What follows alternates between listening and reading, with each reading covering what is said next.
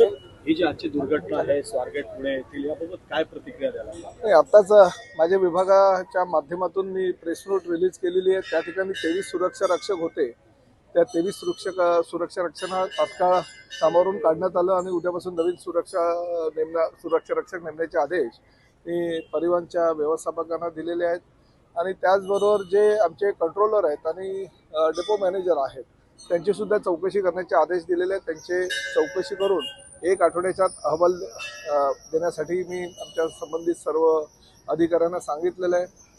व्यवस्थापक श्री भीमनवार तसेच आमचे ACS संजय सेठी यांची चर्चा करून आम्ही योग्य तो निर्णय घेणार आहे। आणि उद्या मंत्रालयामध्ये 12 वाजता ACS सेक्रेटरी यांच्याकडे ACS परिवहन यांच्याकडे एक बैठकीचं आयोजन केलेलं आहे। काही गाड्या गेल्या अनेक वर्षापासून भंगारमध्ये विविध डेपोमध्ये आहे। त्या गाड्यांमध्ये अशा प्रकारचे दुर्व्यवहार होत राहतात आणि त्यामुळे अशी प्रकरणं वारंवार घडू नये आणि महिला प्रवाशांना आणि महिलांना जास्तीत जास्त सुरक्षा देण्याचा शासनाचा हेतू आहे।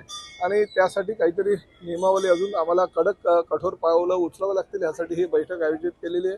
परंतु जी घटना घडलेली आहे ती अतिशय निंदजनक आहे, काळिमा फासणारी आहे आणि अशा प्रकारे जे गैरकृत्य करणारे आहेत त्यांना ताबडतोब कठोर कारवाई करण्याचे आदेश मुख्यमंत्र्यांनी आणि पालकमंत्री श्री अजितदादा पवार यांनी पोलीस आयुक्तांना पुण्याच्या दिलेले आहेत। स्वारगेट बसमध्ये उभ्या असले त्या संदर्भात मी बोललो की काही भंगारमध्ये ज्या गाड्या असतात त्या स्क्रॅप करता येत नाहीत, त्यामुळे स्क्रॅपचा काही धोरणात्मक निर्णय झालेला, त्यामुळे अशा बसेस डेपोमध्ये उभ्या असतात, पडलेल्या असतात, त्यांच्याकडे कोणाचं लक्ष नसतं आणि त्या बसेसचा दुरुपयोग ही काही जी समाजकंटक असतात ती करत राहतात आणि भविष्यामध्ये असे काही अजून गैरप्रकार घडू नये यासाठी आम्ही कठोर पावलं उचलून उद्याच्या उद्या याबाबत काहीतरी धोरणात्मक निर्णय घेणार आहोत।